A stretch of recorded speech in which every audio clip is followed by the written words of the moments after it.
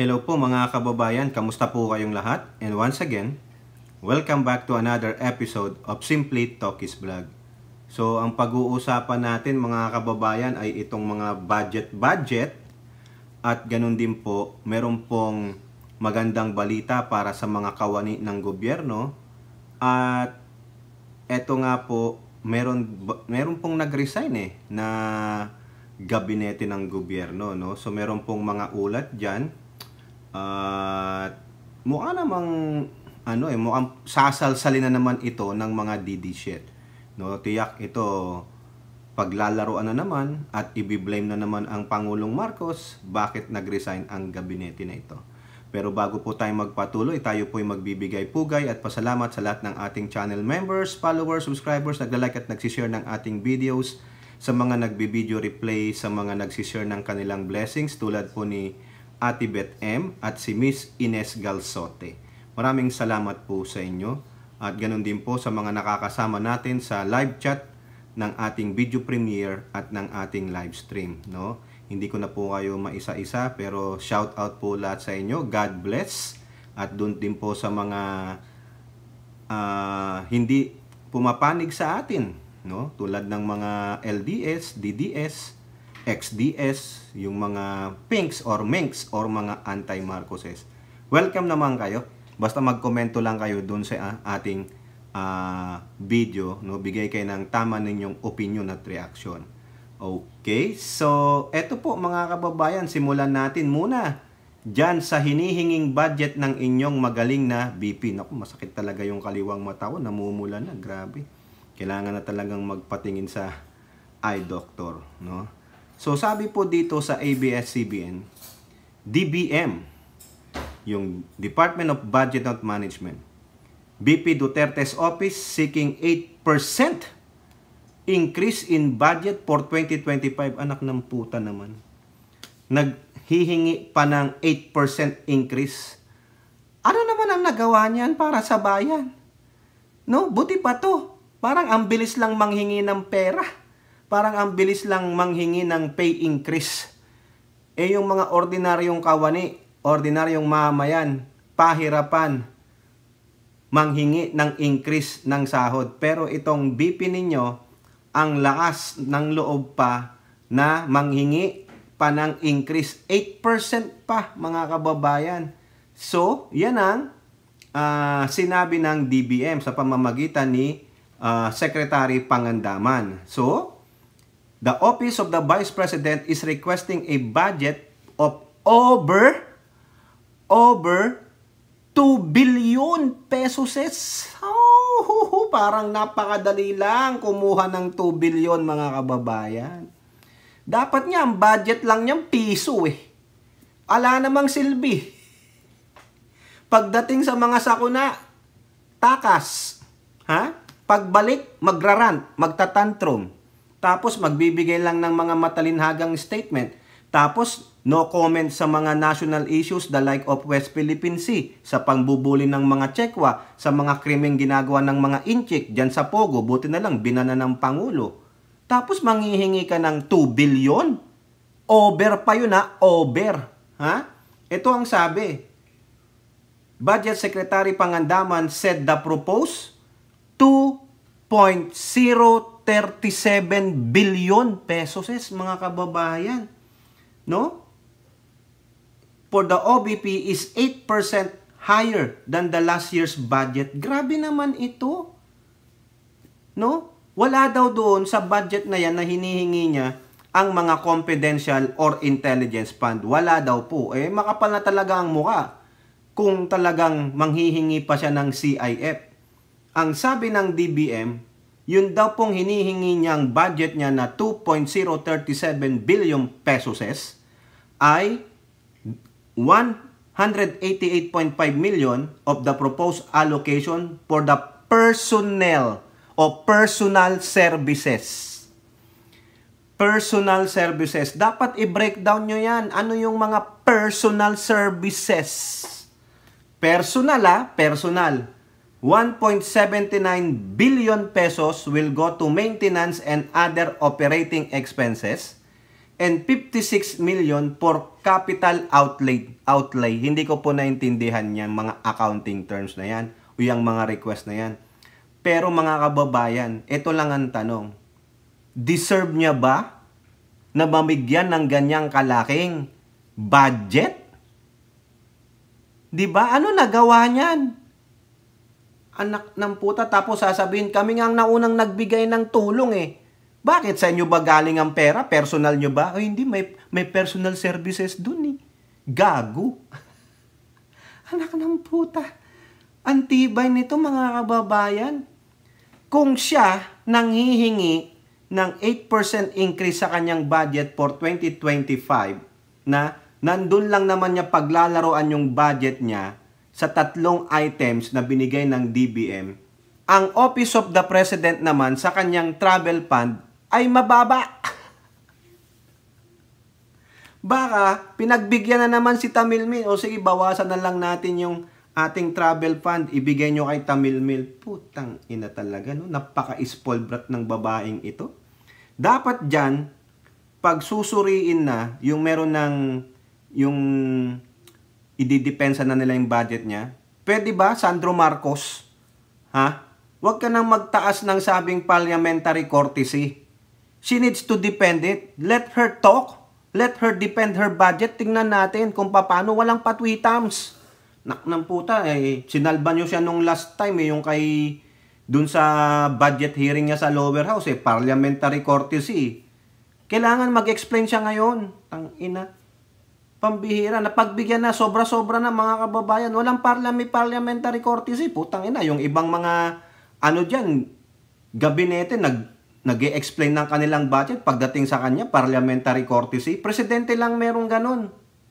Walang special treatment sa BP. Tangina, walang silbi. No? Pa yung papalaki ng pokengkeng. Diba? Oh, ito. Ano ang sabi? Tama mga kababayan eh. Kung yung travel fund ng presidente ay lower ng 8% compared to his travel fund nung last year, eto naman, yung BP nyo, nagsisik ng 8% increase. Oh, lower 8, higher 8. Oh, ano yun? 8-8? Diba? So, eto po yung pinopropose na budget ng OP sa kanilang travel funds. 1.054 billion pesos. Mas mababa siya ng 94 million. Kasi nung last year, 1.148 billion pesos. Oh, no? Siguro, ayaw mo na mag-travel ng Pangulo kasi binubusisi ng mga didishit. O ngayon, mababa naman, bubusisiin pa rin. Wala talaga, mga kababayan. Talagang may gawin kang tama, mali, pa rin, busisi. May gawin kang mali, ay nako, sobra ang busisi. O, di ba? Ang ina. O, ngayon, ang sabi po dyan ng politiko, kaya daw po mababa yung hinihinging travel fund ng Pangulo for 2025. Alam nyo kung bakit? Abala kasi sa kampanya. O, tignan nyo ang insinuation naman itong politiko na hayop na ito. Dahil daw po sa 2025, mangangampanya na ang Pangulo. Bakit mangangampanya ang Pangulo? Ibig sabihin, iiwanan niya yung trabaho niya as Office of the as the President. Tapos ikakampanya yung mga kandidato niya sa senador at congressman. Ay, hindi pwede yun. Hindi natin siya binayaran para ikampanya yung mga senador at congressman niya. Pinapasahuran siya para magtrabaho bilang presidente, maging chief executive ng bansa. Bayaan mo dyan yung mga senador mo, bayaan mo dyan ang sila ang maglako ng sarili nila sa taong bayan. Diba? O kaya ngayon, sinabi ng ito, isa sa mga iniisip ng politiko na isa ring baliw, mangangampanya daw. Pero ano sabi ng budget, ng Department of Budget? The budget chief is confident that the lower travel fund of the OP will not affect the government's trust to lure investments to the country. Paano pa maglulur ng investment sa country? Putang ina, yung ang economic provisions, ayaw nyong baguhin Diba? Grabe. We will continue to go out and parang kumbaga, we market the Philippines as an investment destination. Tuloy-tuloy po iyan. Samantala, yung iba po ay may mga pinirmahan na po ng mga memorandum of understanding and agreement ang ating presidente, kaya kailangan pa rin po niya mayroon din pang follow-up itong mga ito para to ensure na makaming mga itong investment na nakalap natin. O kaya naman pala, meron naman na pala eh. Diba, bakit pa siya lalabas? Kailangan umayos ang Senado o ang Kongreso. Hinihiling ng Pangulo, economic provisions. O, ngayong hindi na magta-travel, sasabihin nyo, abala kasi sa kampanya, gago. Patunayan mo muna, wala pa nga nagsasubmit ng yung for candidacy, yung COC nila eh. Kayo naman, wala talagang paglagyan mga kababayan eh. Mababa, batikos. Mataas, batikos. O, ayan. Ngayon, tuloy-tuloy ito mga kababayan na DBM ang bida dito. Basag na basag ang DBM pagdating kay Tamil Mil eh. No? Dapat inalmahan ng DBM to. Hindi. Bawasan mo yan, DBM. Ibigay mo yan as ayuda na lang. Yung mismong na lang DSWD dapat ang malaki o sa education. Bakit mo siya bibigyan ng 2.034 o 2.037? Dapat nga, piso lang. Kasi kaya naman daw magtrabaho eh. Di ba? Personal services, ano yun?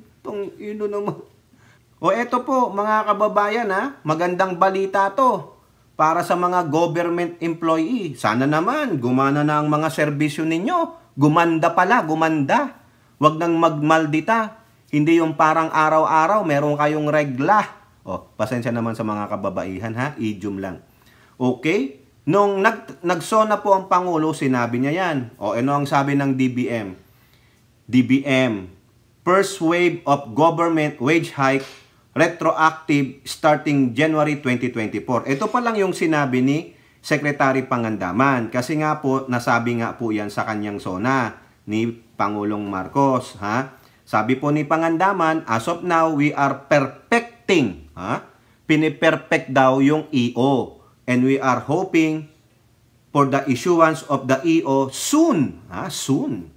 The salary increase will run from 2025 to 2027. The DBM said it has allocated 70 billion in the 2025 National Expenditure Program to ensure the implementation of the initial tranches of the salary increase. Ay maganda yan, 70 billion. Ang tanong, paano na-compute dyan yan ni Pangandaman? Eh bala siya, accountant siya eh. Meanwhile, some 36 billion had been set aside for personnel services expenditures under the 2024 GAA in preparation for the salary hike. May tinabi naman pala pa, no?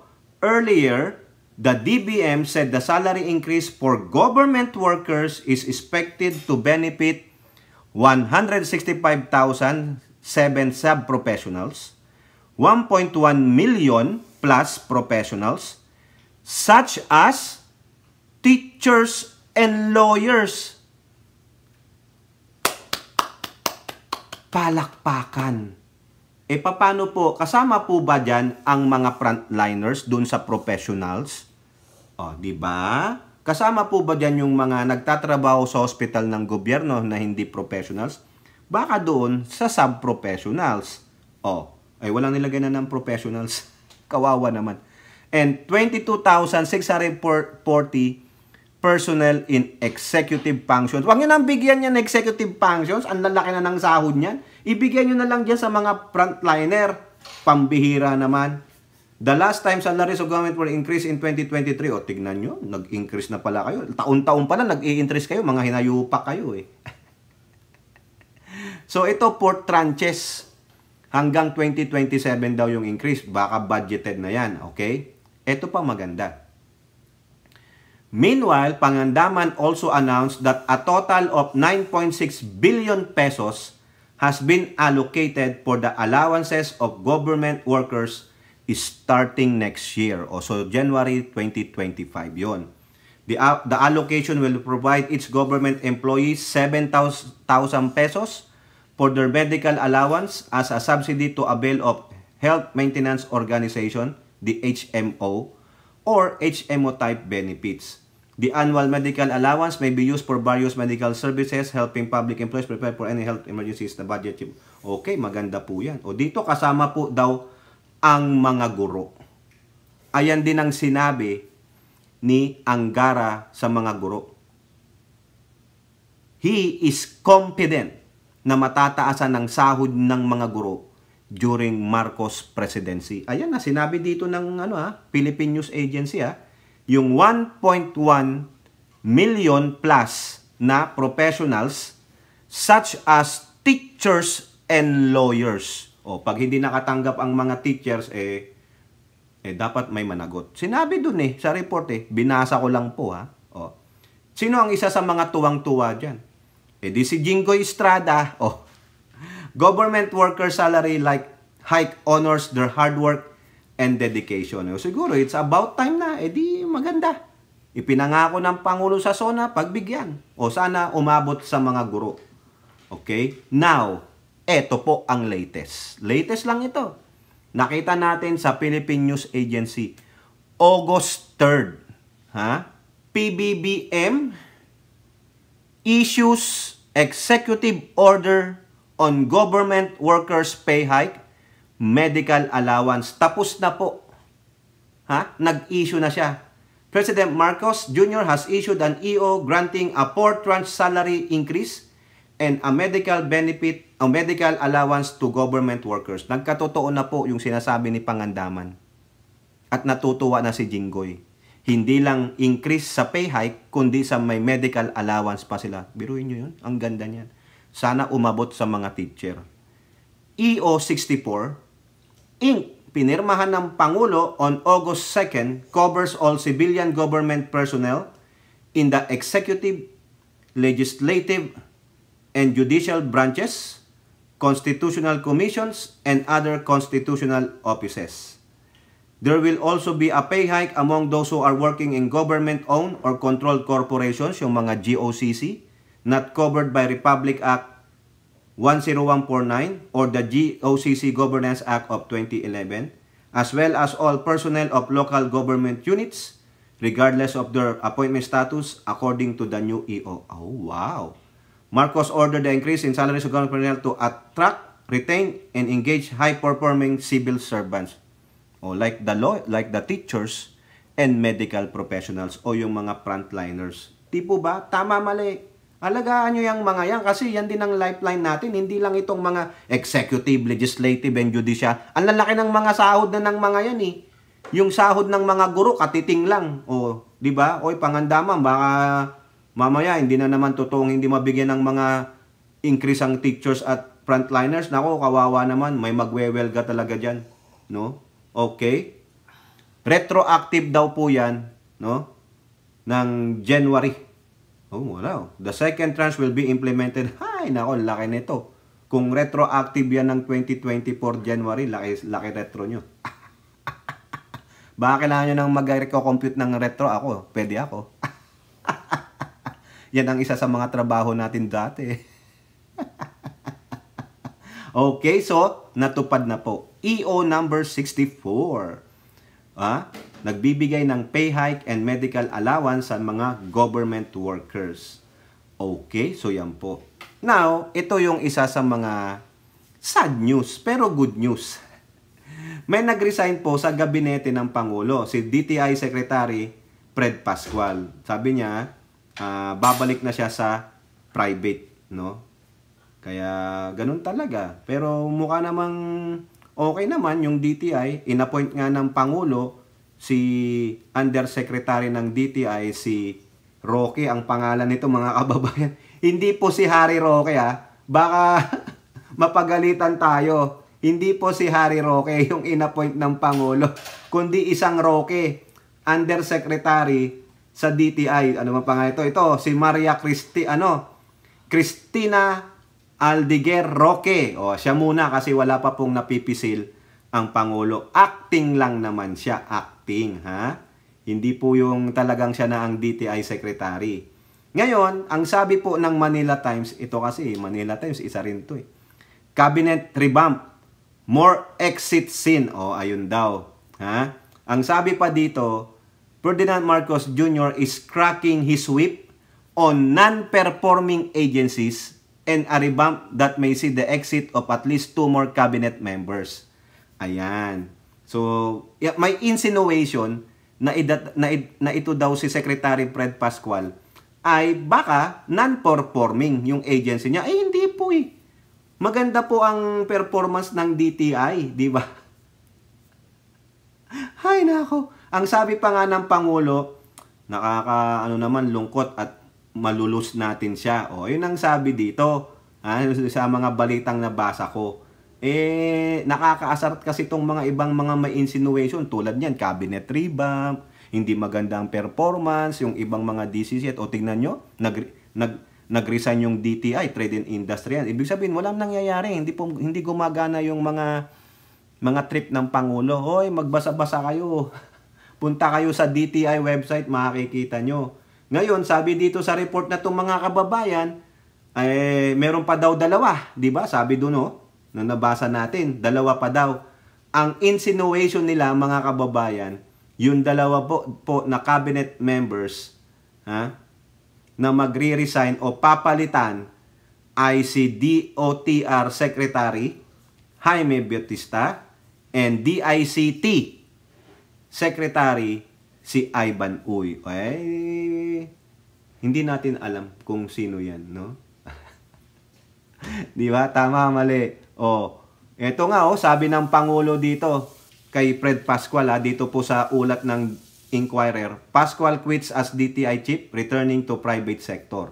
Ang sabi lang ng Pangulo, the President acknowledged his invaluable service in guiding the restoration and transformation of the Philippine economy. Sinipa ba siya? Hindi. Di ba? Marcos also defended Pascual's position on the agency's policy direction in support of micro, medium, and small enterprises. Kita nyo, pinupuri siya eh. His focus on MSMEs was absolutely correct, and we are beginning to see the fruits of that policy.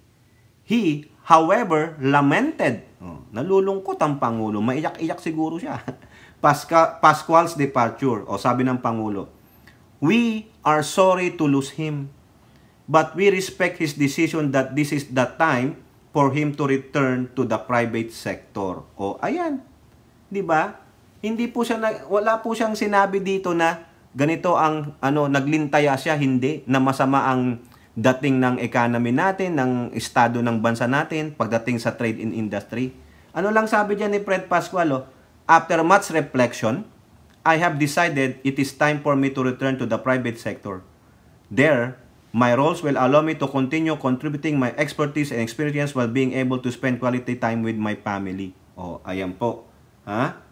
Serving in the Marcos Jr. Cabinet has been an extraordinary privilege and honor.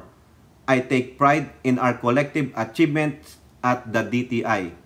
I thank the President for the opportunity to serve our beloved country under his leadership and contribute to the building of a bagong Pilipinas. Tingnan nyo, wala po siyang sinabing masama ang loob niya. Pero itong mga gunggong na mga ito, sobra po eh. Sobrang mga kagaguhan nitong mga to eh. Diba? Ewan ko sa mga ito. Baka iisipin na naman nila. Alam nyo kung sinong mag-i-insinuate na naman yan? May kinalaman na naman dyan si Bangag na Lisa. Sinong magsasabi niyan? Yung luka-lukang vlogger dyan sa LA. Si Lisa yan. Pinaalis niya yan kasi hindi sumusunod sa kanya. Siya ang presidente, hindi si Blengbong. Yan po yan, mga insinuation ng mga didishit. Wala naman silang pruweba. Hanggang ganun lang ang kaya ng utak nila. Kasi masama ang mga loob nila. Mga bulag po yan.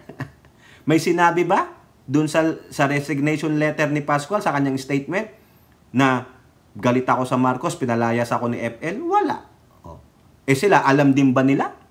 Wala rin. Di pare-pareho lang kami, pero ako, binibigyan ko ng optimism. Nagiging optimistic ako. Nagmo-move forward ako. Hindi ako naninira ng tao. Sila, mapanirang tao ang mga gunggong na yan. Kayo po, ano pong inyong masasabi? Comment down below and don't forget to like and share. Hope to see you on the next videos. Bye-bye. God bless.